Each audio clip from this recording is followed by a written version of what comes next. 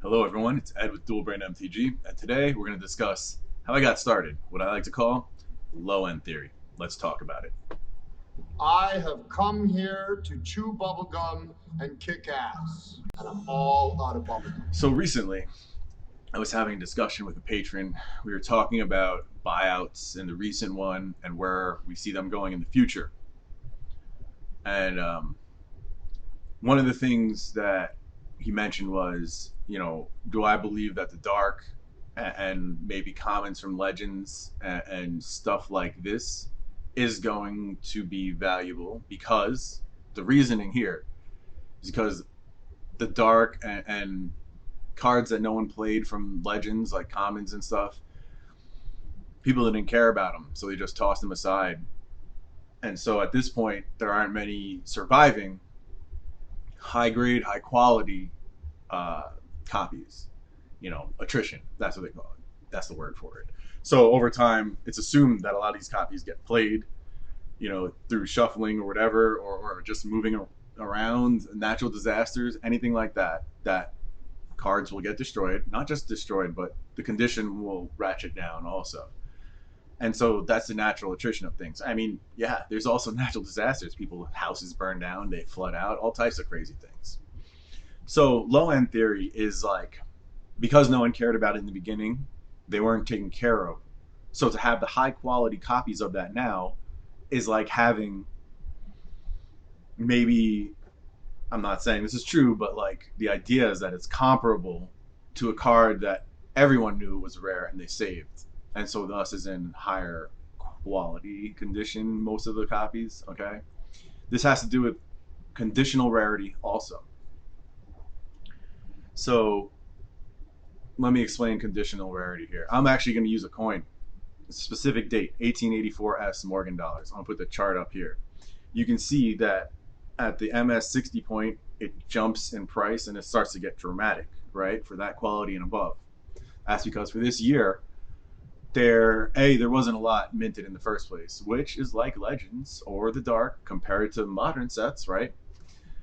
And B, they were put directly into circulation, which is the same thing as people not caring. They just, throw it aside. So there aren't many surviving copies that are in high grade. So the same could be said for the Dark and all of that. I guess, I mean, the market has changed, so I'm trying to evolve my thinking along with the market. I've had videos lately that are like, antiquities is new Arabian Nights. So let's go back. How did I start? And why do I call this low end theory?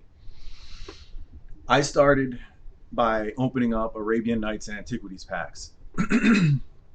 And I, except for the ones I got from my LGS, the Antiquities packs, the Arabian Nights packs, I got them from all over.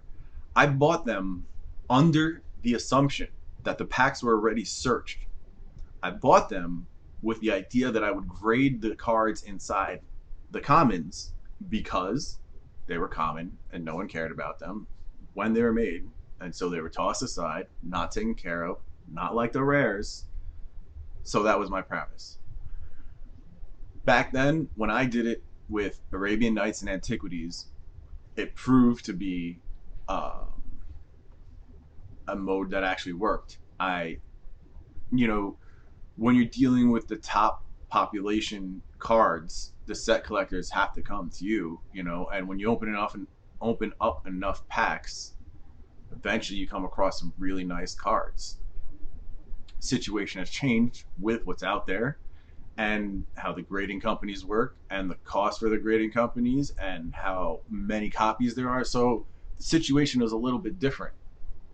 However, that is not to say that over time, stuff like the Dark and Legends, which are kind of the low end for what you want to be investing in, are not going to be investments in high grade down the line. So that's kind of my low end theory.